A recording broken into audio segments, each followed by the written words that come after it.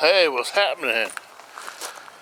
A little chilly this morning, but it's February out here in Virginia, and really didn't show the old John boat a lot of love last year, and the batteries are 3 years old. Now I've had the batteries on a charger maintainer the whole time, I always have.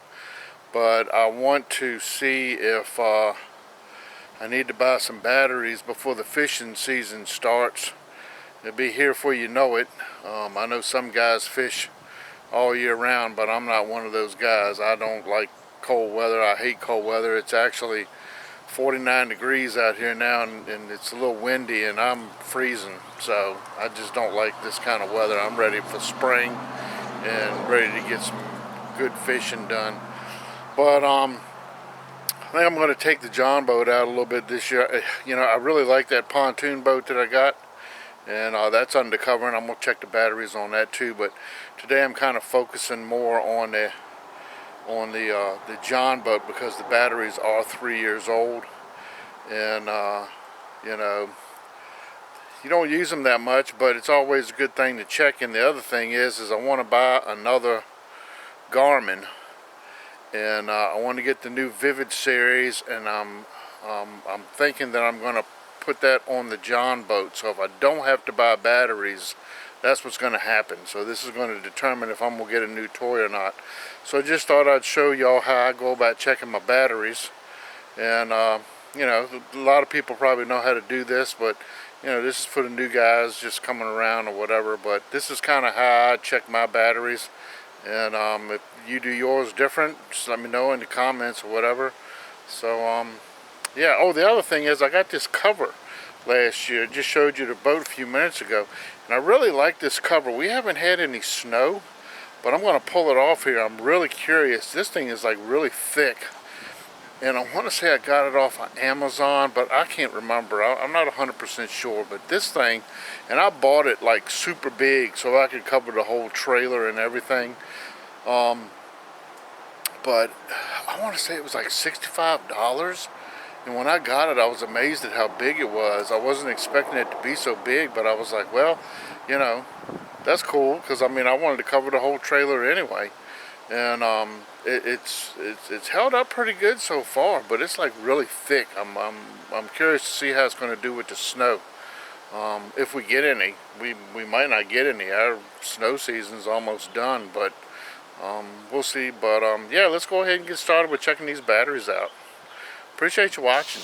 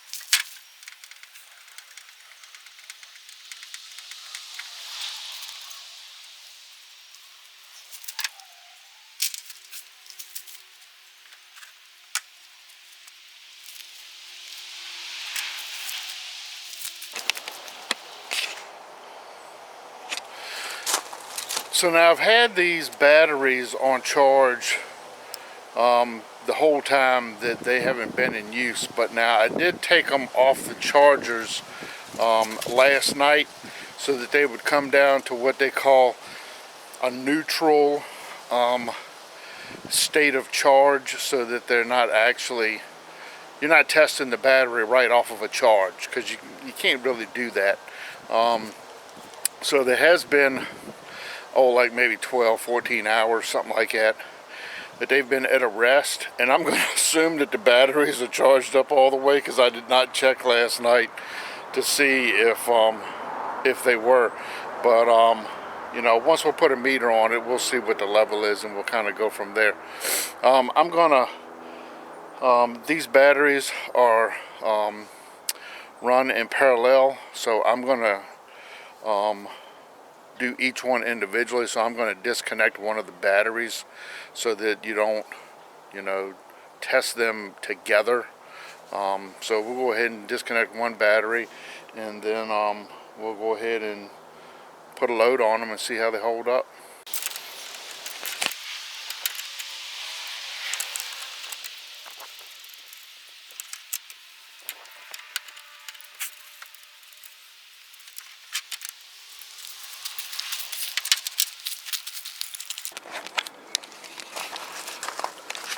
So now one thing you want to check when you're doing this, you want to make sure you have no corrosion around the batteries anywhere. This is like it's starting to get a little bit on it right here, and I'm probably just going to hit this with a brush, but this isn't going to affect our test in any way.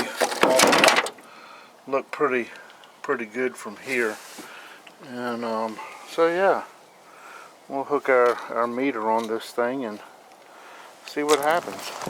So this is the kind of meter I got here. This is like an old school meter that you know, I used to use like back in the 70s and 80s, and you can get these off of Amazon. I've got a professional one at work that I use, but you know, for what we're doing, this is all we really need. I'll put a link down there where you can get them from. I'm gonna kind of do this one-handed so we can see here. Basically, we're just going positive to positive, negative to negative, and then we'll see that we got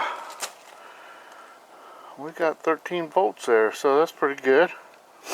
So that battery is pretty charged up. So let's hit our load button here.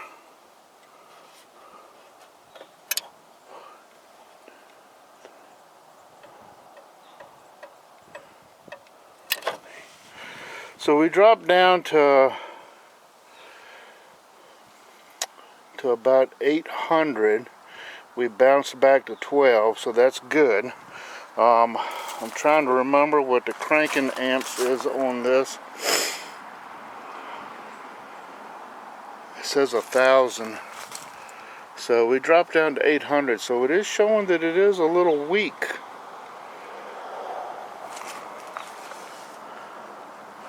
I'm going to let this rest for a few seconds, let it come back up, and I'm going to put another load on it. Basically, you push this button and it throws a load on the battery. They say to hold it for 10 seconds, but I don't like doing that because I've actually blown these cheap ones holding it 10 seconds. I generally do it for about 8. Technically, you're supposed to let it rest 5 minutes between checking, but we're just going to go ahead and just throw another load on this because I didn't realize this was 1,000 cranking amps, and I'm going to look at it again.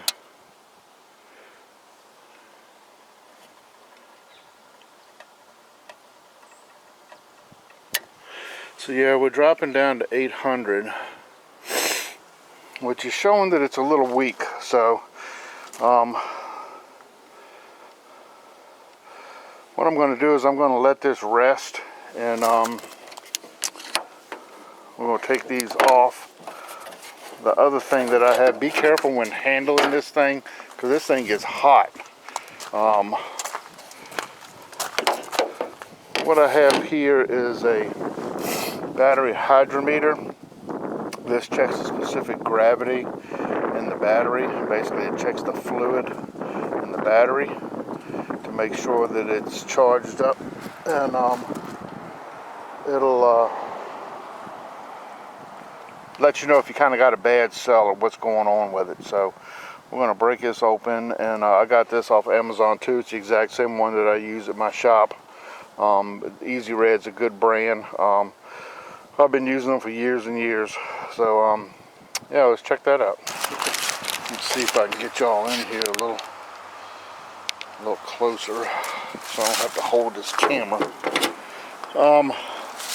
Be careful. You don't want to be smoking them when doing this. No sparks or anything. The gases in here are explosive.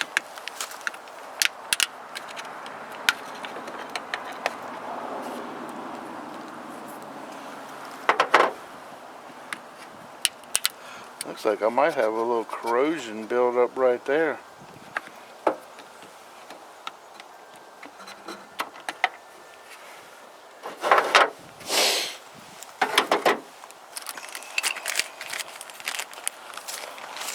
So basically on this tester here, you've got a line. You want to fill it up to that line, and then you're going to want to hold it straight up and down, and you're going to read these numbers here, and these numbers will let you know the state of charge of each cell. So let's see if we can't get some fluid out of these.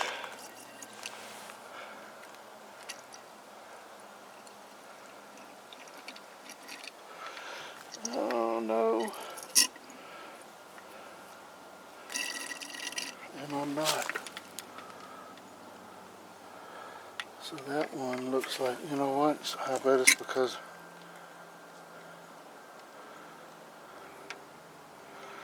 alright, it looks like I've got one cell that's low on fluid. So let's do this. I don't know if it's because these batteries are tilted forward because the trailer's up in the air. So I'm going to let it down. I might end up having to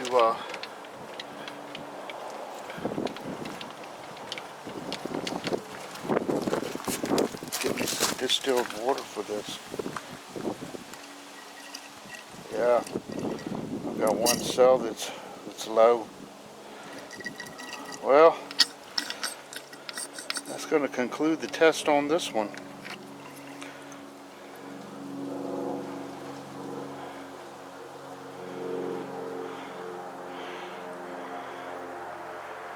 Well, let's see. I mean, focus in on that.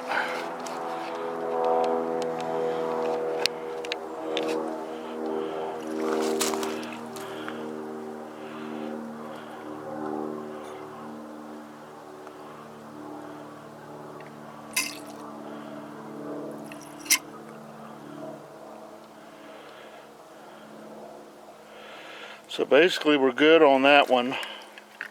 God darn it. I'm getting more battery acid out than I am in. That's all I need.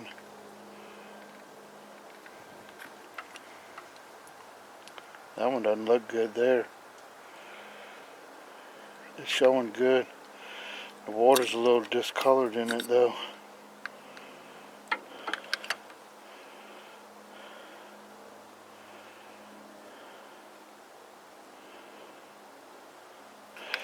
That one's good.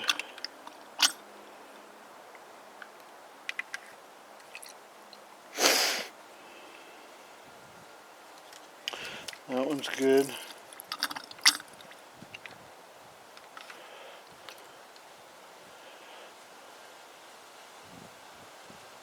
And that one's good. So,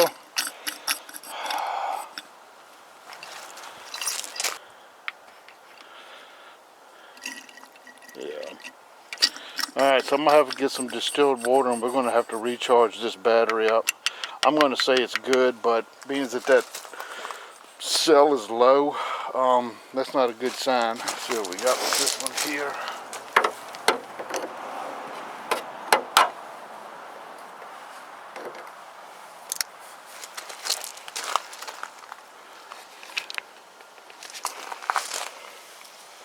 Now this one's just under 12, so what's the cranking amps on this one?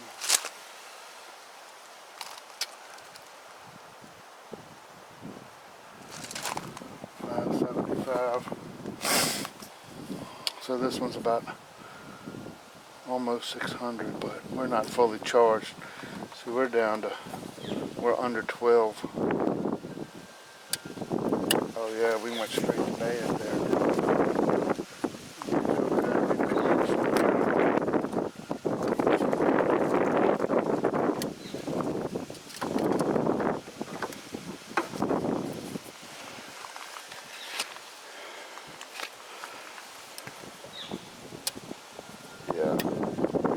battery.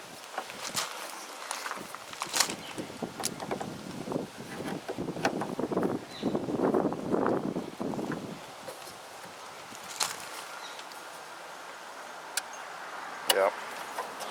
Okay. Well, that kind of concludes our test.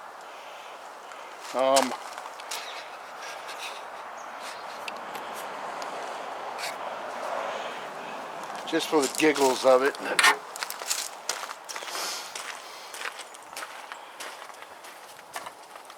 Yeah, I've got some corrosion on this over here, so yeah. Oh yeah, this cell's totally dry. So yeah, there's no water in it. This battery's burned up. So it looks like somebody has not been checking the water on a regular basis here.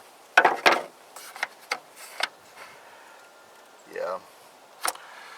So this one may possibly be okay. This one kind of destroyed this one, it looks like, by not keeping up with the water on it. But they are 3 years old, so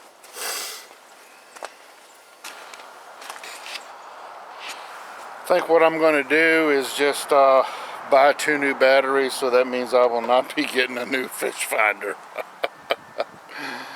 But yeah, that's basically how you go about checking your batteries on your boat. You know, can't really blame the battery company. The Duralast is probably still okay. I'm going to go ahead and get some distilled water and put in that one cell and top it off. Charge it up and see if maybe it'll come around. If it does, I'm probably going to use it as like a backup battery for just around the house for doing stuff, you know, blowing up tires and that kind of thing and whatever. Or I might use it as a backup for maybe, you know, the trolling motor or something. But you know, it's already got. But if I buy 2 batteries, and nowhere I go, I need 3 batteries. So yeah, I appreciate you watching and hope you learned something. Yeah, come on back because we're going to do some other stuff on the other boat.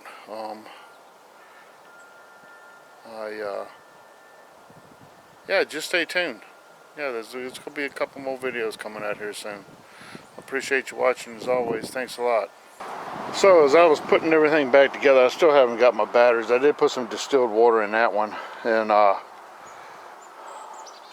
got it on the charger, on a slow charge. I noticed that I do have water in the back of the boat. So this cover does leak some water.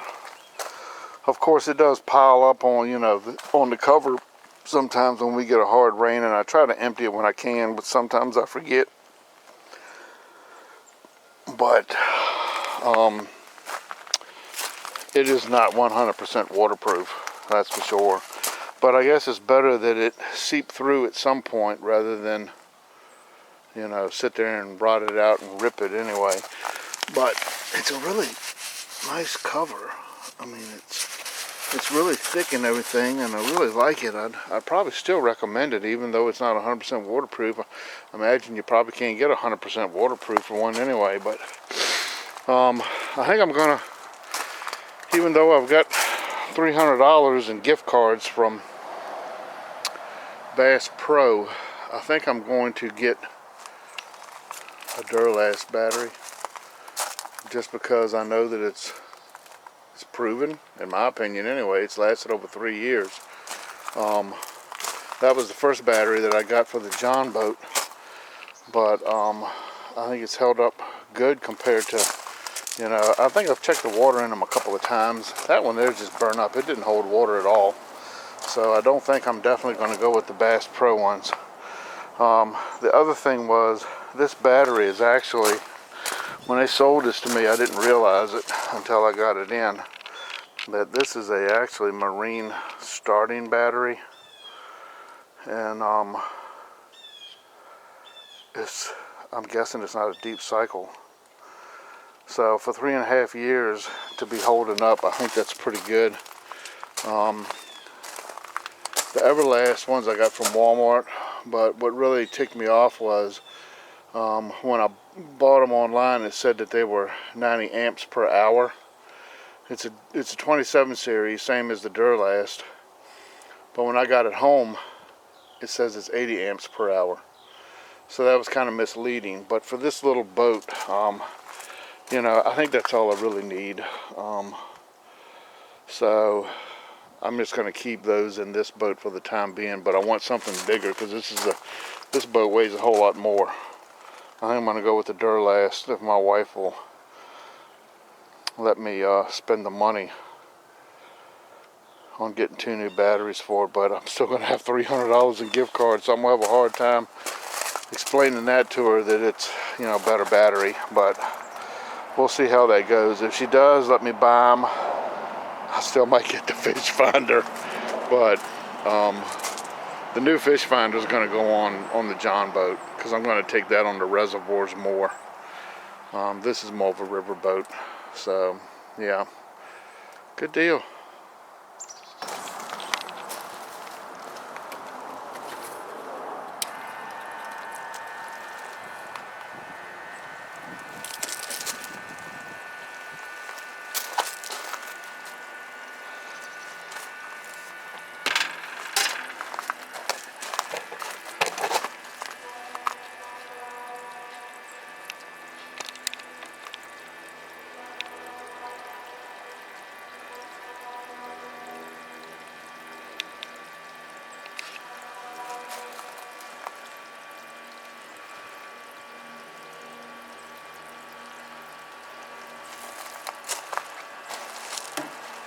In case you're wondering, I got this off of Amazon too.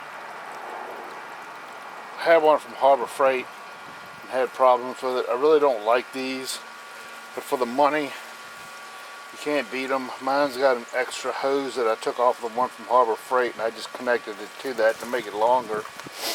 But just in case if you're wondering where I got it from, like I said, I'm not a big fan of them, but you know, for a poor guy like me, you know, I just buy them, and when they quit, I just go buy another one. You know, they're not that expensive. I think they're like $10, $12 or something. It takes two or three D-cell batteries.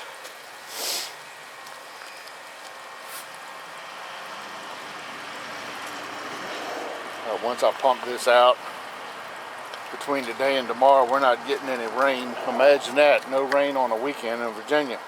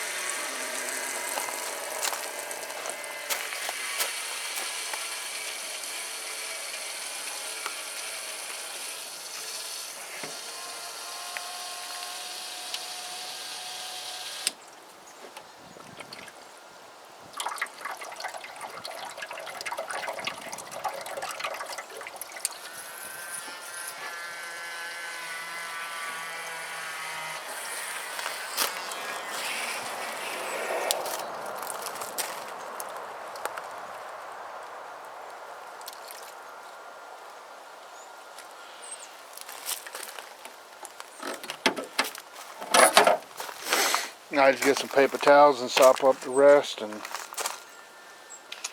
good deal. Hey there, so I just got off the internet there and was checking out some batteries, and apparently they don't make the battery that I have anymore at AutoZone. They have the 27, but it's only 80 amps per hour, and it's like $113 without the core. And the one at Walmart, the EverStart, says that it's 109. So I'm gonna go down and actually look at them and see if it's actually 109, because like I say, with the ones that I have in the Quest pontoon boat, they're only 80, so that's a big difference. But if they are in fact 109, I'm probably going to end up going with the Walmart battery. But I'll let you know. I'll show you when I get them. But yeah, I just kind of wanted to throw that out there. Alrighty, I think that's finally the end of the video. I appreciate you watching, as always.